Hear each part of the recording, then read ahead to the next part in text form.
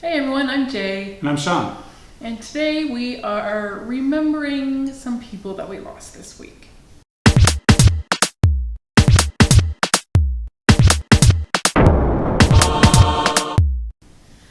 So actually we lost two really big names in the movie industry on May 15th. The first being Fred Willard. The wonderful, the funny, the great Fred Willard. Yeah, you cannot really say enough about Fred Willard and how much of an icon he was. Mm-hmm. For basically, it seemed really being himself. Yes. A genuinely nice person and a constantly funny man. Yes. Which is wonderful. It is. And you look at all of the stuff he's been in, which is like everything. Oh, yes, he has been in everything. And who he's worked with, which is everyone. Also everyone, yep. And beloved by them all somehow. Yeah. Mm-hmm. Well, and it is because he's not out there cutting people down. He's always that nice, oddball, old guy who is like your favorite grandpa or something. Oh, yes. And he actually was quite that. Very recently, you may have seen him on Modern Family playing Phil Dunphy's dad, Frank. Frank Dunphy.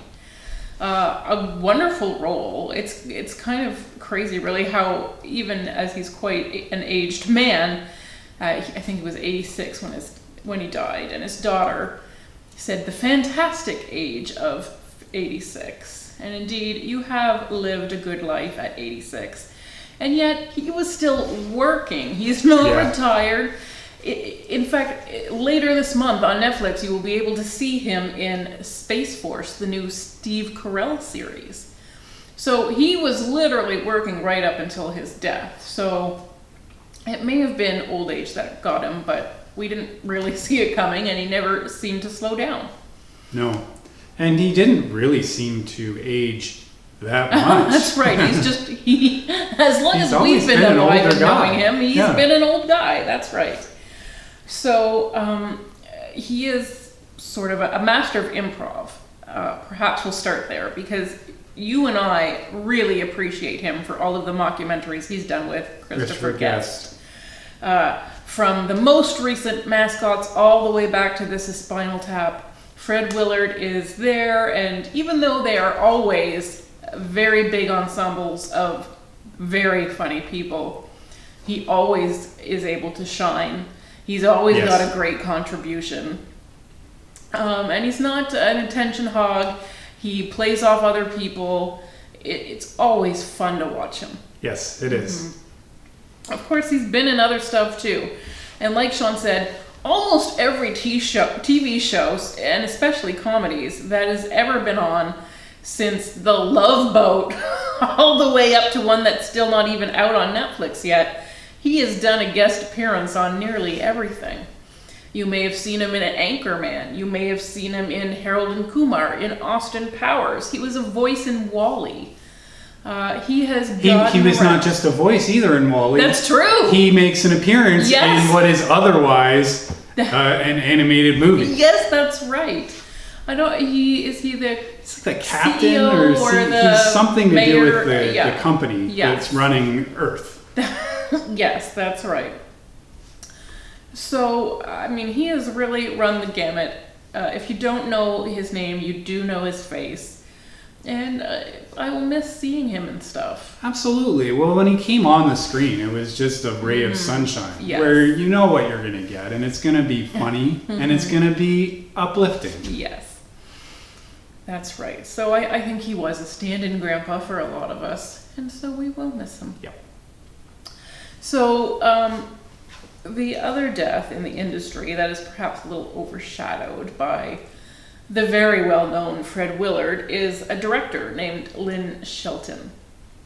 So, because she is behind the scenes, you may not know her name and certainly not her face, but again, she has directed lots of episodes on so many TV shows, all the hot TV shows. She just finished up Little Fires, that Kerry Washington, Reese Witherspoon one. She directed 4 episodes for that. She's done just tremendous work across the board, and it is so exciting to see her really be able to have a career as this, because a lot of women have trouble breaking in, and clearly she's impressed a lot of people. We first met her at the Toronto International Film Festival at TIFF. She had directed Outside In. Outside In. Thank you. So she actually has a long history with the Duplass brothers, who we also super duper love. So that one got a lot of positive attention, and well-deserved positive attention. It's a quiet film, but it's a really cool subject matter, and it's very sort of intimately drawn. So do look that up.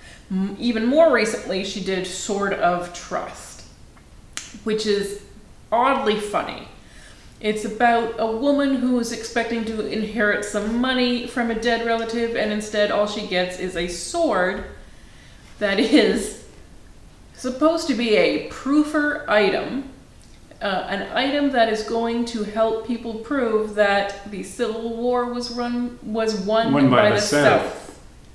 As is apparently still up for debate in these times of ours. So, being a rational human of sound mind, she is a little bit torn between money and truth, I guess. So she takes it to a hawker. So this is Gillian Bell and her wife, played by Michaela Watkins, bring the sword in to a pawn shop, I guess. Mark Maron plays the guy there who is going to help broker a deal to the kind of character who might buy such an item. And it turns out to be a bit of a seedy underbelly. Turns out they're not always the nicest people or the best customers. Shocker. So some shit goes down. You'll notice that there's a lot of Mark Maron in her work. She directed episodes of Glow. She directed his recent comedy special that's on Netflix, End Times Fun, which we actually saw live. Just for laughs. Yes, last summer, and it was incredible. Awesome. So you should definitely check that out. She directed episodes of his show Marin, and in fact they were partners in real life. So I'm sure that he is mourning her today, as many people are. It was so nice to see so many tributes, because she has worked with people, even if it's behind the scenes. She has worked with so many people. Yeah, she's not a name that I would have known 10 years ago before we started doing this, but she is everywhere. Yes. And she really is obviously a very talented director that has done Santa Clarita so Diet much work that we really like, and The Good Place, The Mindy Project, Shameless, Master of None. She's done so much good television, but really she got her start in mumblecore. So I mentioned the Duplass brothers, who are probably the most associated with mumblecore, but she was actually right there in the beginning, working with them, directing them. There was a lot, and mumblecore is basically very low budget indie movies that are often very dialogue heavy and character intense. Indie movies. I mean, they're indie movies. That is what exactly. So Hump Day, Your Sister's Sister, Touchy Feely, Laggies, those are all her early works, and she really got some great festival attention even back in the day. So people noticed her as a talent. And, there are so few working female directors that it's unfair to lose. Such a good one.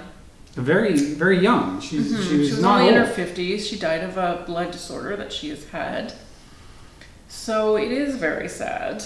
And it shouldn't have happened, but it did. And so I think for people like us who didn't know her personally, I think it is worth taking the time to look on Netflix. I think you said Sort of Trust was there. Sort of Trust is on there. Outside In should be in there. Yes. It was a Netflix. Netflix picked it up from the festivals. Mm-hmm. So you will be able to find some of her movies on the streaming services. It's always good to work in some female directors. That's part of everyone's responsibility. And so this is a good excuse, I think, to look at her back catalog. And remember that, yeah, she was here and she made a mark. She did. So we are sad to say goodbye to both of them, but I think it's important to take a little bit of time out to do that. Because those are two people whose work we enjoyed. Yes, they are, and we'll continue to enjoy even That after is they're the gone. good thing about movies, yeah. We can pass those down to other people who haven't discovered them yet.